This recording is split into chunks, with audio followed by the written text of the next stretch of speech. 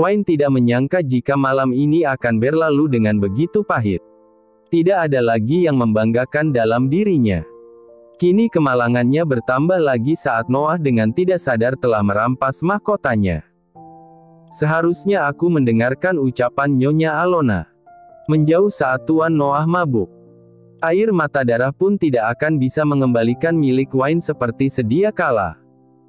Bagaimana jika aku hamil, gumam Wayne dengan air mata yang kembali mengalir di ujung matanya. Gugurkan, sahut Noah tegas. Wayne sontak menoleh dan memandang Noah yang tengah terpejam. Wayne geram dan kesal, seenteng itu Noah mengucapkan kata laknat itu. Aku juga tidak sudi mengandung anakmu. Tegas Wayne. Wayne mengusap air mata di pipinya dengan kasar dan perlahan menurunkan kakinya dari atas tempat tidur. Meski terasa lemas, Wayne mencoba berjalan dengan lututnya yang bergetar. Gadis itu. Oh bukan, wanita itu. Ya, karena Wayne telah kehilangan kegadisannya. Wanita itu berjalan menuju ke walk-in closet Noah dan mengambil sebuah kemeja untuk menutupi tubuh polosnya. Tidak mungkin dia keluar dengan pakaian compang camping yang telah Noah robek. Wayne menatap sinis pada Noah yang tidur sambil mendengkur, dengan tubuh telanjangnya yang terpampang nyata. Wayne tidak peduli dengan matanya yang kini bebas memandang wajah dan senjata Noah, senjata yang telah melukainya luar dan dalam. Sampai beberapa detik kemudian, Wayne berdeci dan keluar dari kamar itu.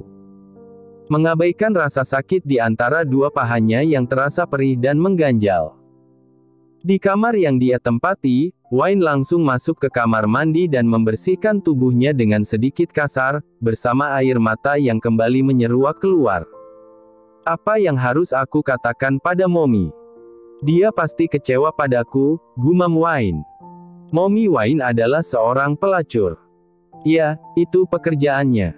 Pekerjaan yang terpaksa ia lakoni untuk menghidupi dirinya dan Wayne.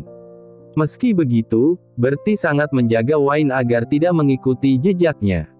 Bertie tahu betul risiko pekerjaannya. Berhubungan badan dengan pria tak dikenal hanya karena uang, tidak ada kenikmatan di dalamnya. Wayne gagal, Mom. Maafkan Wayne, ucap Wayne yang terduduk di bawah shower yang menyiramnya. Bekas bibir Noah membekas kemerahan di kulit putih kecoklatan Wayne. Dan itu tidak bisa Wayne hilangkan meski ia menggosoknya dengan sangat kuat, sampai kulitnya lecet sekalipun. Bagaimana aku bisa menyembunyikan ini dari Mommy? Jawaban apa yang harus aku berikan padanya? Tangis Wayne belum juga mereda. Bagaimana mungkin dia kembali menyakiti hati sang Mommy saat wanita parubaya itu baru saja sembuh dari sakitnya? Aku harus menyembunyikan ini. Jangan sampai Mommy drop jika mengetahui apa yang telah terjadi padaku. Ya, aku harus menyembunyikan ini, tekad Wayne. Sementara di kamar Noah, pria itu telah terlelap jauh. Efek alkohol dan kelelahan setelah percuintawannya dengan Wayne membuat tidurnya sangat nyenyak. Tidaklah dia tahu jika Wayne masih mengurung diri di dalam kamar mandi, membersihkan dirinya sebersih mungkin dari bekas cumbuan Noah. Baby, ada apa? Kau belum tidur? Tanya Nicholas pada Alona yang sedang duduk bersandar di headboard sambil menggenggam ponsel. Aku ingin menghubungi Wayne, Honey. Aku khawatir pada Noah. Aku juga khawatir pada Wayne. Takut jika Wayne tidak bisa mengontrol Noah, jawab Alona. Aku baru saja menghubungi Dom dan Zell, tapi keduanya belum kembali ke mansion, lanjut wanita itu. Kemana Zell? Mengapa dia tidak pulang? Tanya Nicholas. Zell menginap di mansion Lucy, Honey, jawab Alona. Biarkan saja kalau begitu. Anak buah Dom pasti mengawasinya, kata Nicholas. Kalau begitu, hubungi saja Wayne. Jangan sampai tidurmu tidak nyenyak sampai pagi karena memikirkannya, sambungnya. Gumam Alona. Alona menekan nomor ponsel Wayne. Namun sampai 2 kali panggilan itu berulang, Wayne tak kunjung menerima panggilannya. Kemana Wayne? Apa dia sudah tidur? Gumam Alona. Alona mencoba menghubungi Wayne sekali lagi. Tetapi sama saja, Wayne tetap tak menerima panggilannya. Alona kemudian menghubungi nomor telepon mansionnya. "Selamat malam," sapa seorang pelayan. "Ini aku, Alona," kata Alona. "Selamat malam, Nyonya. Aku Nidia. Ada yang Nyonya butuhkan?" kata Nidia. "Aku menghubungi Wayne, tetapi dia tidak mengangkat panggilanku." "Di mana dia?" tanya Alona. "Sepertinya Wayne sudah tidur, Nyonya." "Aku akan membangunkannya," jawab Nidia. "Oh, tidak perlu. Aku hanya ingin menanyakan keadaan Noah," kata Alona. "Tuan muda Noah baik-baik saja, Nyonya. Tidak ada keributan yang terjadi seperti bulan lalu," kata Nidia. "Syukurlah. Aku senang mendengarnya," sahut Alona, senang. "Beristirahatlah, Nidia," imbuhnya. "Ya, Nyonya. Selamat malam.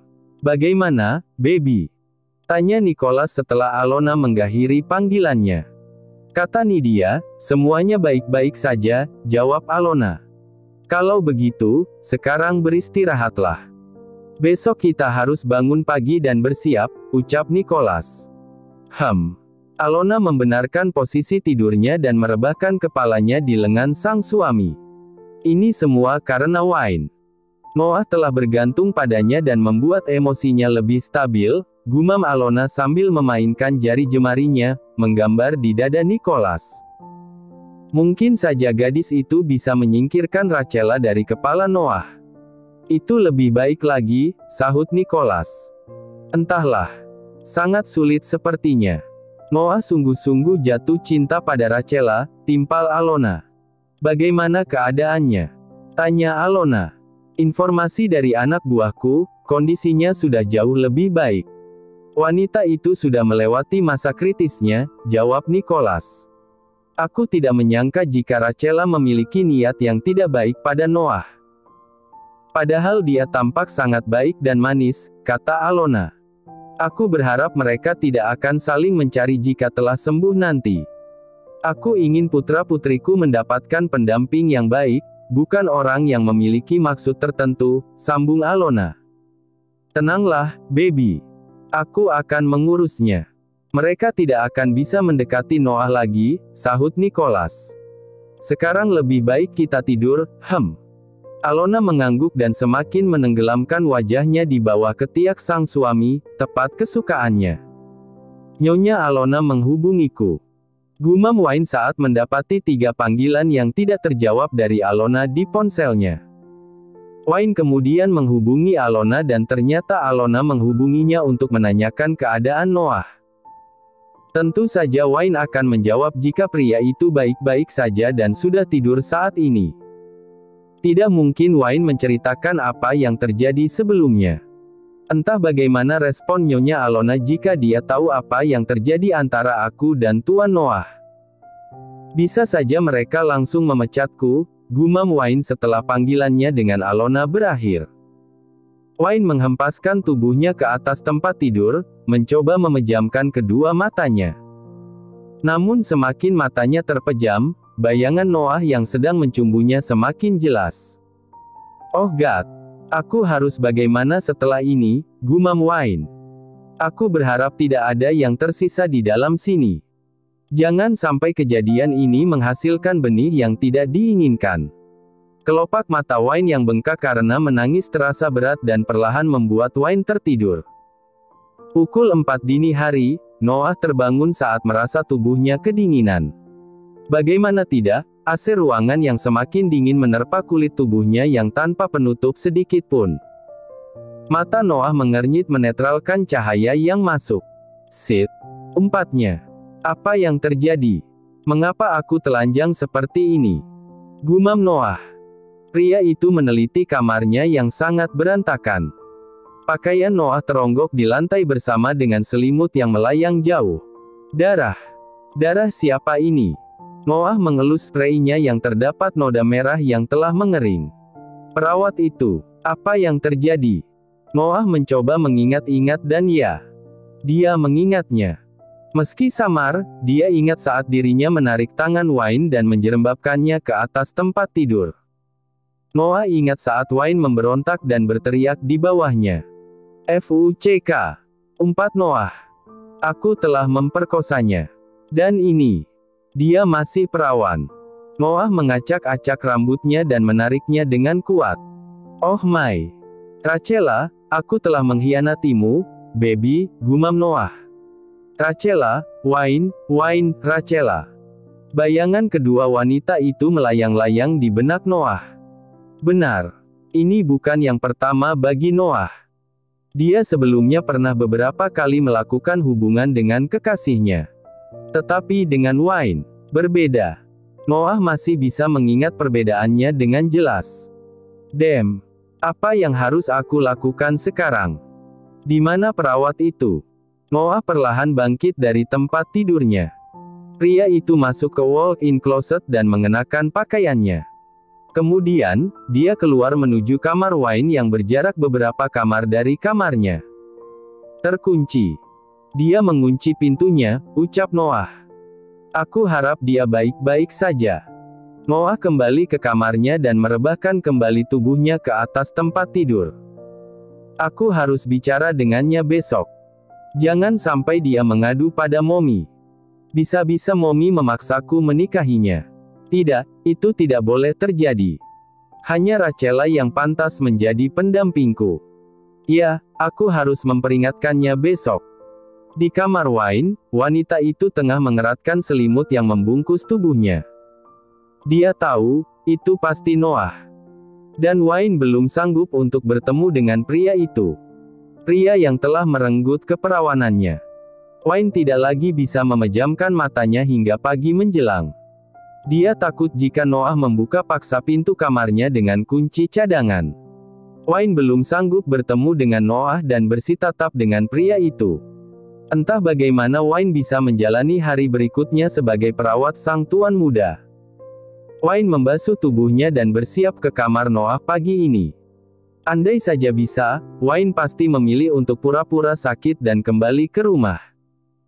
Tetapi karena janjinya pada Alona, membuat Wayne harus bertahan. Melunturkan takut dan malu dalam dirinya saat berhadapan dengan Noah nanti. Ceklek. Wayne langsung masuk, tanpa menyapa Noah seperti biasanya. Kita harus bicara, kata Noah. Lebih baik kau mandi terlebih dahulu. Aku akan menyiapkan airnya, sahut Wayne, menghindar dari Noah. Noah menghela napas panjang. Ada sedikit rasa kesal karena perawat itu berani mengabaikannya. Namun Noah sedang malas berdebat. Airnya sudah siap, ucap Wayne tanpa menyebut nama Noah. Noah beranjak dan masuk ke kamar mandi. Sedangkan Wayne menyibak selimut dan mendapati noda darah keperawanannya di atas spray. Wayne menarik napas dalam-dalam sambil menengadahkan wajahnya. Menahan air mata yang ingin kembali keluar dari tempatnya. Wanita itu menggigit bibirnya, lalu perlahan membuka spray. Wayne mengusap noda darah yang telah mengering dan kaku. Wayne memisahkannya dari selimut, karena dia sendiri yang akan mencuci spray itu nanti. Tidak mungkin membiarkan orang lain mencucinya dan itu akan menjadi pertanyaan yang menggemparkan. Wayne juga mengumpulkan botol-botol alkohol yang diminum oleh Noah tadi malam. Alkohol yang menjadi pemicu pemerkosaan itu terjadi. Kita harus bicara, kata Noah setelah keluar dari kamar mandi. Kenakan pakaianmu. Aku akan menunggu, ucap Wayne. Kau menghindariku. Jika saja aku bisa. Aku akan pergi sejauh mungkin, batin Wayne. Wayne lebih memilih diam, tidak menjawab pertanyaan Noah. Sedangkan pria itu mendengus dan perlahan masuk ke walk-in closet. Noah mengenakan pakaian yang telah disiapkan oleh Wayne. Setelah itu, dia keluar dan mendapati Wayne yang masih tetap duduk di tempatnya semula. Aku ingin kau melupakan apa yang telah terjadi di antara kita tadi malam, ucap Noah. Wayne tidak menunjukkan reaksi apapun, hanya wajah datar menatap Noah yang duduk di tepi tempat tidur. Kita sama-sama dewasa dan tahu jika itu terjadi begitu saja, bukan karena kerelaan, sambung Noah. Aku telah memiliki kekasih yang sangat aku cintai. Aku harap kau jangan menjadi penghalang dengan membongkar itu pada Momi. Karena jika Momi sampai mengetahuinya, pastilah dia memintaku bertanggung jawab padamu. Pandangan Noah tak putus dari Wayne, begitu pula sebaliknya. Pria mungkin tidak akan meninggalkan bekas apapun meski telah memakai 1000 wanita sekalipun. Tetapi wanita, dia meninggalkan jejak. Jejak yang tidak akan bisa kembali dan akan membekas seumur hidupnya. Kekecewaan karena tidak bisa mempersembahkan keperawanannya pada suaminya kelak, ucap Wayne setelah sekian lama terdiam dan mengatur emosinya. Tapi kau tenang saja, Tuan Noah yang terhormat. Aku tidak akan menjadi penghalang untuk hubunganmu dengan kekasihmu. Anggap saja tidak pernah ada yang terjadi di antara kita. Seperti hari pertama kita bertemu, kita adalah dua orang asing yang tidak saling mengenal. Aku akan bekerja sebagaimana posisiku sebagai perawat, sampai waktunya berakhir dan pergi tanpa mengungkit apapun. Jadi jangan risau, sambung Wayne, lalu beranjak dari tempat duduknya. Aku akan membawakan makan pagimu. Permisi. Wayne membawa pakaian kotor Noah, juga selimut dan sprei yang telah dia ganti, kemudian keluar dari kamar Noah. Wayne sempat singgah di kamarnya untuk menyimpan sprei yang terdapat noda darah. Dia akan mencucinya setelah semua pekerjaannya selesai nanti. Sepeninggalan Wayne, Noah terdiam. Entah apa yang saat ini terjadi pada dirinya. Namun ada sedikit rasa yang tidak nyaman di dalam hatinya saat mendengar kalimat Wayne tadi. Noah membenarkan apa yang Wayne katakan. Dia memang telah meninggalkan jejak luka untuk wanita itu. Fuck. Kepala Noah mendadak pusing memikirkannya. Namun ia juga tak mungkin bertanggung jawab pada Wayne, sementara ada Rachela yang melekat dan bertahta di hatinya. Silakan makan, Tuan. Setelah ini kita turun dan berjemur. Udara dan cahaya matahari pagi bagus untuk terapi, kata Wayne sembari meletakkan nampan yang berisi menu makan pagi untuk Noah ke atas nakas. Kau mau kemana? Tanya Noah saat Wayne kembali berjalan menuju pintu. Aku akan makan pagi di bawah, bersama yang lain. Aku rasa kau tidak kesulitan untuk makan. Tanganmu sudah sembuh, bukan? Sahut Noah pasrah. Wayne pun kembali keluar dari kamar Noah. Wanita itu turun ke pantry karena memang perutnya terasa sangat lapar. Tentu saja karena ulah Noah tadi malam. Selain itu, energi Wayne juga terkuras karena terlalu banyak menangis hampir semalaman suntuk. Beruntung wajah Wayne bukan tipe yang mudah membengkak setelah menangis.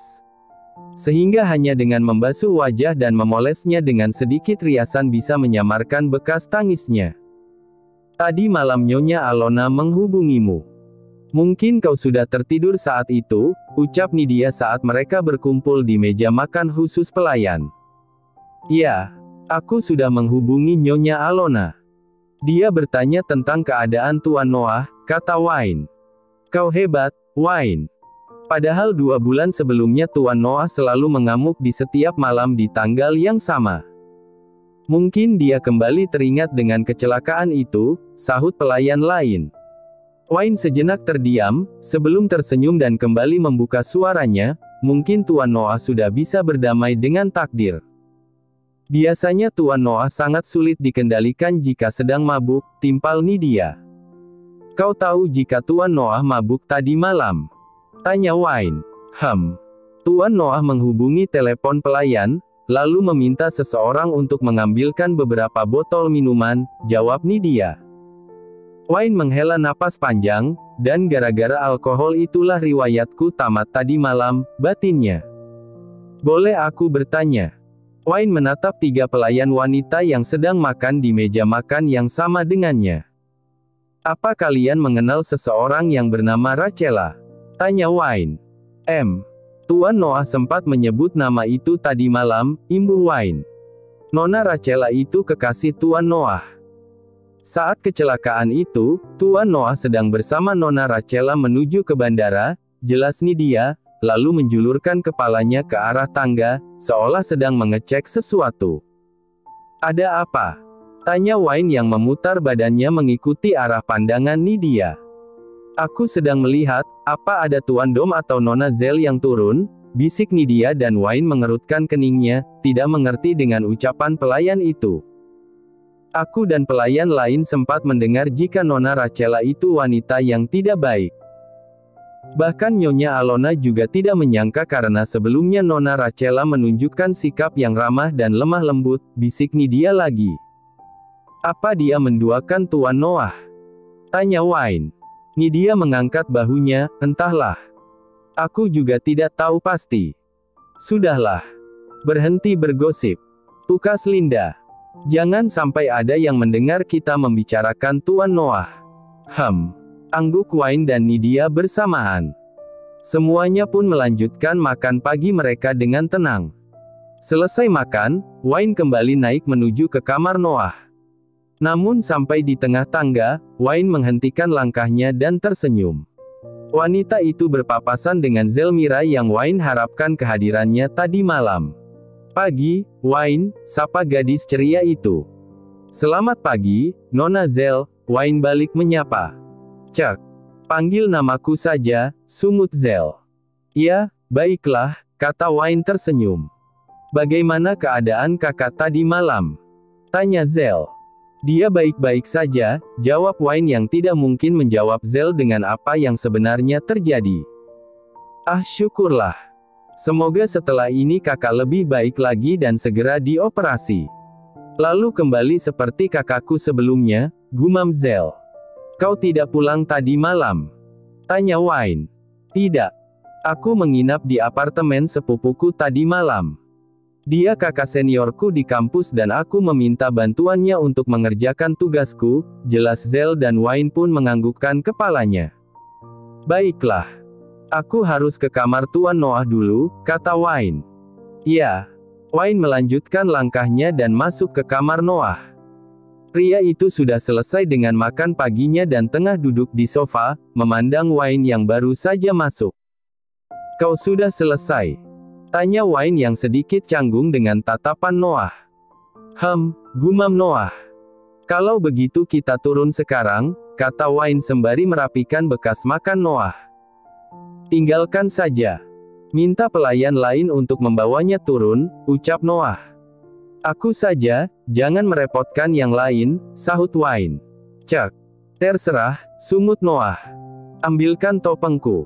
Perintah Noah dan Wayne mengambilkan topeng separuh wajah yang sering Noah gunakan. Pria itu belum percaya diri untuk menunjukkan wajahnya di depan orang lain, selain keluarga dan Wayne tentunya. Ini, kata Wayne menyodorkan topeng Noah. Dia juga tidak lagi mau membantuku memasangkan topeng, batin Noah yang terpaksa memasangkan sendiri topeng itu. Pria itu kemudian meraih tongkat dan perlahan beranjak dari tempat duduknya. Siang ini ada jadwal temu dengan dokter, kata Noah. Ya, aku mengingatnya. Kita akan berangkat pukul 10 nanti, sahut Wayne. Noah dan Wayne kemudian turun beriringan. Keduanya turun melalui tangga karena sekalian untuk melatih otot-otot kaki Noah agar semakin lentur dan kuat. Noah sedikit kesepian karena Wayne lebih banyak diam. Tidak seperti biasanya, wanita itu akan mengucapkan banyak kata-kata semangat dan motivasi untuk Noah. Bahkan tak jarang Wayne juga mengucapkan lelucon-lelucon konyol yang menggelitik perut Noah. Mungkin besok dia kembali lagi menjadi dirinya yang sebelumnya, batin Noah. Aku akan mengantarkan ini ke dapur dulu, kata Wayne saat keduanya sudah sampai di bawah. Sahut Noah. Kakak. Panggil Zell dari arah pantry. Kau sudah makan? Tanyanya. Ya. Di mana Dom? Kak Dom di mansionnya. Dia tidak menginap di sini tadi malam, jawab Zell dan diangguki oleh Noah. Kakak akan berjemur dulu, kata Noah. Lekas pulih kakakku. Aku rindu kakak gendong. Seru Zell sambil mengangkat kepalan tangannya. Noah tersenyum dan menganggukkan kepalanya pada adik manjanya itu. Kau tidak menggandengku? Tanya Noah pada Wayne yang sudah berdiri di sampingnya. Kau sudah bisa berdiri tegak dengan tongkat itu. Tidak baik jika terus bergantung pada orang lain, jawab Wayne yang terdengar ketus. Noah tidak mempermasalahkan itu. Dia hanya bergumam. Wajar jika Wayne masih kesal padanya jika mengingat Noah telah mengambil paksa kesuciannya malam tadi. Oh my. Mengapa aku mengingat itu? Aku jadi menginginkannya lagi, batin Noah menggerutu. Fokus dengan langkahmu, Tuan Noah, suara Wayne menyadarkan Noah. Dia melihat ke arah bawah, tetapi tidak ada apapun di sana. Noah mendengus karena ternyata Wayne sedang mengerjainya. Pria itu kemudian fokus dengan latihan jalannya. Jika terapi tangan dan kakinya berhasil dan kembali seperti sedia kala, barulah Noah mau menjalani operasi wajah. Setelah itu, dia bertekad mencari Rachel yang saat ini belum dia ketahui keberadaannya. Aku pasti menemukanmu dan kita akan menikah, ucap Noah di dalam hati. Berikan tongkatmu, Tuan, kata Wayne. Cobalah berjalan sampai ke ujung sana dan kembali lagi. Kau harus di sampingku. Jangan sampai aku jatuh. Ya, sahut Wayne. Noah melangkah terlatih tanpa tongkat. Sedikit demi sedikit, hingga sampai ke ujung taman. Wayne berdiri di sampingnya, menjaga agar jangan sampai Noah jatuh jika pria itu kelelahan. Tidak terasa, sudah lebih 1 jam Noah berlatih berjalan sambil berjemur. Keringat sudah mengucur deras di balik pakaian pria itu. Kita sudahi saja latihannya. Ini sudah cukup, kata Wayne yang berjarak kurang lebih 1 meter dari Noah. Wayne sama sekali tidak menyentuh Noah, apalagi menggandengnya seperti kemarin. Pagi ini wanita itu benar-benar dingin. Bicara pun menjadi sangat irit. Hanya sebatas formalitas pekerjaan saja. Tidak ada Wayne yang ramah dan supel di depan Noah. Noah berdecak dan perlahan berjalan menuju beranda. Wayne bahkan sudah lebih dulu duduk, tak mengiraukan Noah yang jalan perlahan. Wanita ini benar-benar. Batin Noah sembari mengeratkan rahangnya, menahan kesal pada Wayne. Wayne acuh. Dia tahu jika Noah kesal dengan sikapnya pagi ini. Tapi Wayne juga tidak bisa menutupi dirinya dari sakit hati atas yang Noah lakukan padanya tadi malam. Wayne bahkan tidak tahu harus mengatakan apa pada sang momi. Ya, Wayne akan menyimpan itu sendiri. Di zaman sekarang, bukankah sudah biasa seorang wanita kehilangan keperawanannya di usia remaja? Lagi pula siapa yang akan mempermasalahkan kesucian dari anak mantan pelacur seperti Wayne? Wayne rasa tidak ada. Dia hanya harus mencoba melupakan yang terjadi dan bersikap semuanya baik-baik saja. Kecuali di depan Noah. Wayne tidak bisa melunturkan kekesalannya pada pria itu. Terima kasih sudah menonton, guys. Jangan lupa klik like jika kalian menikmati cerita ini, subscribe untuk update konten seru lainnya, dan tinggalkan komentar di bawah tentang apa yang kalian pikirkan atau cerita apa yang ingin kalian dengar selanjutnya. Dukungan kalian sangat berarti. Sampai jumpa di video berikutnya.